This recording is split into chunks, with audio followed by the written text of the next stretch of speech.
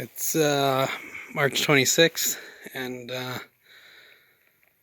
somebody asked about the shed I was building. I'm just building a little calf shed. I need another shed. The little one with the water trough in it is so the bulls and cows can get up, so I can't really use it. And then I just have the one shed over in the heifer pen, and whatever heifer has calved lately tends to take it all up and boot the other calves out of there. So I just whipped together this shed out of some of the stuff I had left over from doing the hay shed. That's why it's a mixture of treated wood. The frame's largely treated wood, and then there's white wood for the rub boards inside, and then for the strapping. So it's just 8 feet this way, 16 feet this way. Had some extra tin left over, enough for the back, and then the front little bit. And it's just 24-inch on center for the studs and for the strapping. So there's only 4 straps, top one, these 2 middle ones, and then there's one that you can't see behind that 2x8 for the bottom. So, and then as per normal, I put angle braces in the corners, and then I don't know what the pitch of the roof is. This is pretty close to exactly 8 feet. I think it's 8'2" or something like that. And then that's 6'2" or 3. So work the pitch out. I just kind of cheated off of the little shed I had built a while ago, probably 4 or 5 years ago now. That's got the main water trough in it. So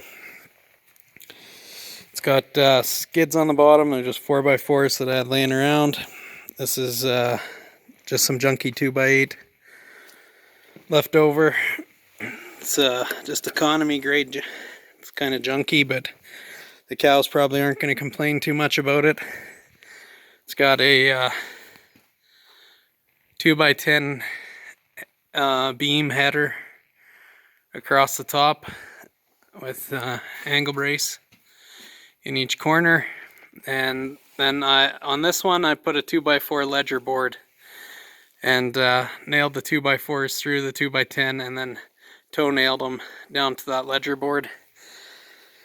Rather than get hurricane clips and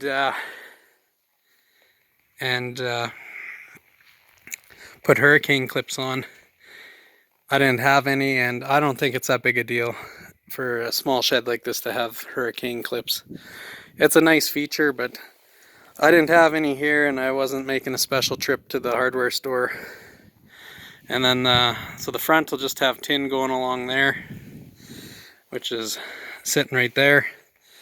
And then I just got to get tins for the 2 sides and the roof, and then I'll use the tractor and pull it over and take down part of the fence where I'm going to put it. So somebody must have seen it sitting in the background in a video, and they asked how I built it. Me and the girls built it. It took us a day and a half, I think. That wasn't working constantly on the shed. That was doing chores both days and then working on the shed. So, and again, it's just some lumber that we had laying around, kind of reject boards that I didn't want to put in the hay shed. Some of it's got some bad split in it, and it'll be fine for a vertical stud on a small shed like this. And then like that 2x8's got some defects. And I think over here, the couple pieces of strapping, they got some rot. There's some serious rot right there. So it'll be good enough to hold tin on. And it says premium. Must have been a stud that I had laying around. But anyways, it's just some scrap wood, and we actually managed to get the whole shed made out of it. There's only 2 pieces left, so came pretty close. And then it'll just cost us a little bit to tin it here, and then we'll be able to use the shed. So I don't know what a shed like this sells for. Probably $1,600, maybe $2,000 around here. I know if they get the tack room and stuff for the horse lovers, they can get like $3,500, but this isn't going to have a tack room or anything.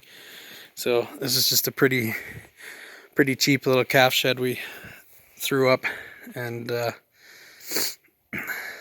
then we can move the heifers and their calves over and bring the cows in.